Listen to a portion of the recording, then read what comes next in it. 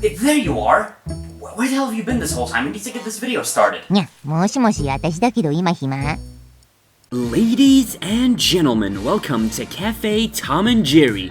They have PS4. So, a series that I grew up with my entire life since I was in my mother's womb is of course the one and only Spend all night playing like Tekken fighter games or... The Tekken series is one of the most iconic fighting game franchises out there to this day, and is still ongoing, earning it the Guinness World Record for the longest ongoing story in a fighting game series, ranging from 1994 to, well, present day. And with the recent release of Tekken 8 and how much I'm loving that game, I want to take a very, very long stroll down memory lane and talk about every single game in the Tekken series, starting with, of course, the very expectedly janky Tekken 1. Back in the 90s, Street Fighter was undisputed as the champion of fighting games at the time. With the release of Street Fighter 2 in March of 1991 in arcades and June of 1992 on the SNES, it was dominating the landscape. And that's where Sega joined the fray and wanted to make a fighting game of their own. Enter Virtua Fighter. It was a huge deal back then, Sega having their own fighting game franchise and it doing pretty great. Of course Namco came in and said, yeah, well, not only is our yellow guy better than your blue guy, but we bet we could make an even better fighting game than you guys. So they straight up nabbed some of the developers of the first Virtua Fighter from Sega upon hearing that they're working on a sequel to that game, and started working on a brand new title. Soon after, they revealed the first screenshots, and we were introduced to a now iconic franchise. Rave War. Yeah, Tekken was that close to being called Rave War, as was the original title of the game. Can you imagine the Rave War Tournament 5 featuring the son of Heihachi Ravelord, Kazuya Ravelord? Can you imagine what Michelle Rodriguez's new favorite childhood game would be? Spend all night playing like Reviewers fighter games. Rave War Tekken was released in arcades on September 21st of 1994, and then a year later, in 1995, between March and November, was released in all of the regions of the world on Sony's PlayStation. So, where is the game? What good is the ultimate gaming system without the ultimate fighting game? Tekken for the Sony PlayStation, powered by Namco. Pick up a six-pack, you idiot! The game was met with critical acclaim as it was far more accessible and intuitive than any other fighting game out on the market at the time. Street Fighter and Virtua Fighter expected the player to adjust to tough input combinations and other mechanics to get used to the game and get semi-decent at it. Tekken more so relied on simpler strings to perform, like the Mishima 112 Flash Punch combo, or Martial Law's Forward 222 a Rave War combo. However, even with the much simpler strings, damage was insane in this game. I mean, in only a couple of hits, you could take out over half of a guy's damn life bar. Well, thank God that's not a thing in modern Tekken anymore.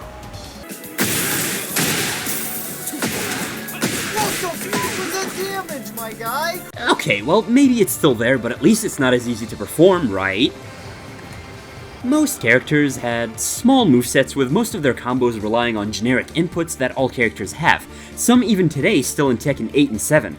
Most combo enders revolve around you flinging 50 feet into the air to land a punch or a kick on an opponent who's already down. And this works because in the first few Tekken games in the series, if you were knocked down to the ground, you were not getting back up anytime soon. It took so goddamn long for a character to stand back up even if you're mashing buttons. I got up, ordered a donut, came back, ate the donut, and my damn character was still on the ground! There was, of course, the matter of sidesteps as well, considering this is a 3D fighting game. They did not exist yet. Not until the second game to an extent, and only the third game universally. So there isn't much to talk about considering them until we get to the later iterations of the franchise. But enough about the mechanics and technical aspects of the game. Let's talk about what made the series special to me as a very casual fighting game enjoyer, whether Tekken, Soul Calibur, or Guilty Gear, but especially Tekken. The insane lore and story. What is the story of Tekken, you ask? Well,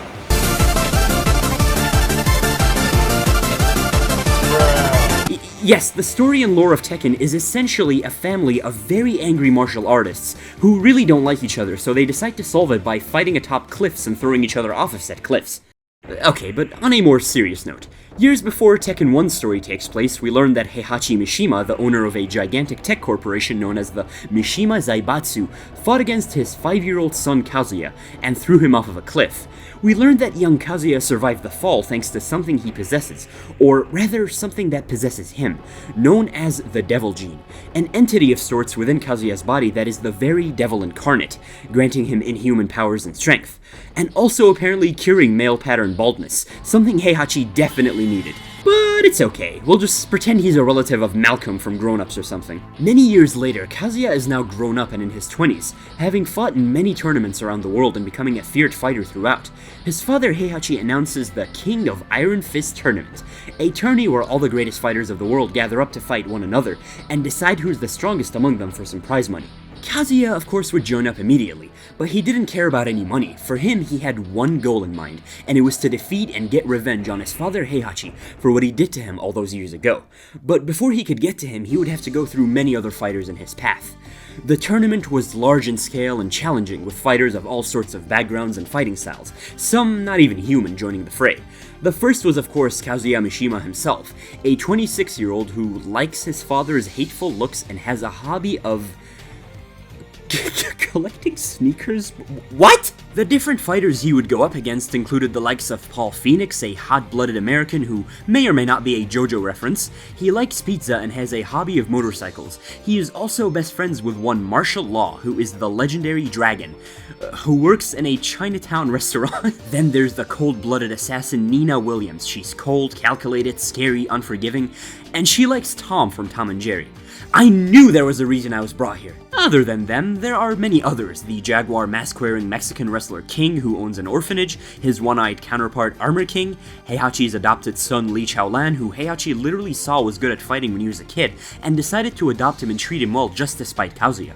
Ganryu, a sumo wrestler who was discharged from the sport due to his drinking problems, Anna Williams, Nina's jealous younger sister who wants to get revenge on her because their dad loved Nina more, Jack, who is a robot fighting machine created by the Soviet Union who is totally not based on the Terminator, and his counterpart, the prototype version of Jack, Yoshimitsu, the legendary sword-wielding badass robot clown thing, and a number of other characters who I'll get into.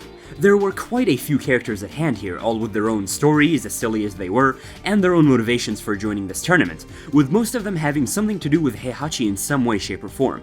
The original arcade release of the game only had 8 playable characters from the selection, that being Kazuya Mishima, Paul Phoenix, Martial Law, Nina Williams, King, Jack, Yoshimitsu, and Michelle Chang, with Heihachi being the final boss but not being playable. The PlayStation release of the game in 1995 would make Heihachi playable, as well as add the likes of Anna Williams, Armor King, Ganryu, Kuma, Kunimitsu, Li Chaolan, Prototype Jack, and Wang Jinrei as playable characters, and a secret last character we'll talk about soon. When the tournament starts, many fighters are immediately sprung on one another by Heihachi's hand.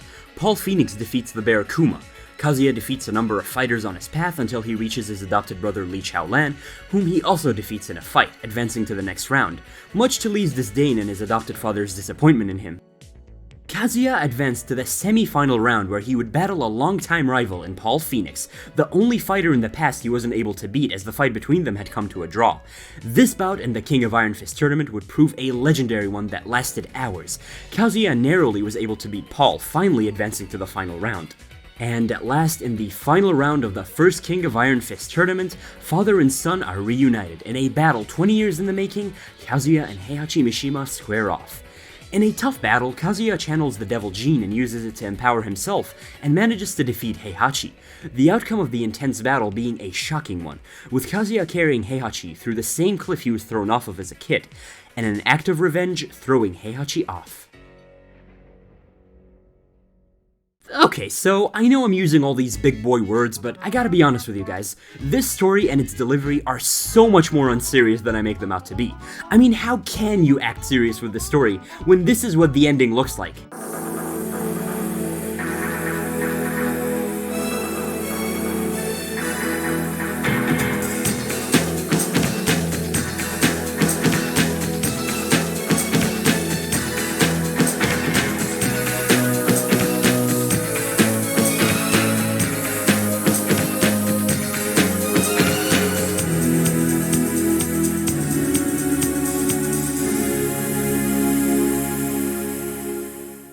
Every character in the game has their own ending cutscene, and every single one of these ending cutscenes has this exact same goofy-ass feel-good song that sounds like it came out of a movie where the main character just got over his depression. So, let's talk about the other characters' endings real quick, because they are just as every bit as goofy as Kazuya's, if not even more. King's, for example, has him opening the orphanage that he wanted. In come these realistic children, which just look like real-life adults that were shrunk, as King is just like... You have Yoshimitsu's ending, where he takes the prize money and starts throwing it out on the streets, inciting another legendary face from martial law, and we also get to see for the first time his son Forest Law and his unnamed wife. Meanwhile, in Nina's ending, Anna is complaining about how she can't find one of her shoes to her, and accuses her of stealing it, to which Nina responds by going... And she just slaps her and proceeds to show us in a stunning M. Night Shyamalan twist that she indeed did steal the shoe. I love revisiting these dumbass endings, even though apart from Kazuya's they're all non-canon in the story. They're just so hilarious to watch with that one song that repeats throughout every single little ending. There's one final goofy little thing I want to mention regarding Tekken 1. Upon booting up the game, you're met with Galaga, an old arcade game that Namco themselves developed back in 1981. This is entirely skippable, but if you do manage to beat all 10 levels of the minigame, you unlock... Devil! This is supposed to be Kazuya's alter ego, the power that emerges when he lets out the devil gene. Can't say that's exactly what I had in mind. But yeah, that was Tekken 1. In a nutshell, a man throws his son off of a cliff to test out if he has the strength necessary to lead his company one day, accidentally awakens a demonic power in the son that leads to his demise 20 years later, as the son, using that very power, beats the living shit out of the dad, and is thrown off of that very same cliff. We start the game off with Kazuya as the main hero, and now we witness as he devolves into a worse person than his own father, who threw him off of a cliff when he was just 5 years of age.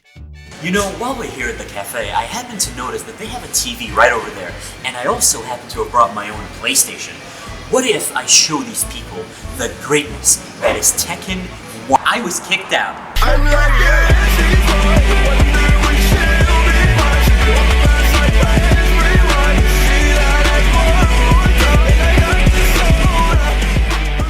Thank you so much for watching. Firstly, I'm really sorry for taking a bit of a longer break than anticipated. I needed some time off for mental health reasons, as well as some technical reasons when it comes to making the videos themselves, but I really hope you enjoyed this video. We're back, and from now on, you can expect videos coming out more frequently, starting with a good chunk of the Tekken series, and then some new stuff after. Thank you once more, please consider subscribing if you enjoyed, and I'll hopefully see you next time. Bye now!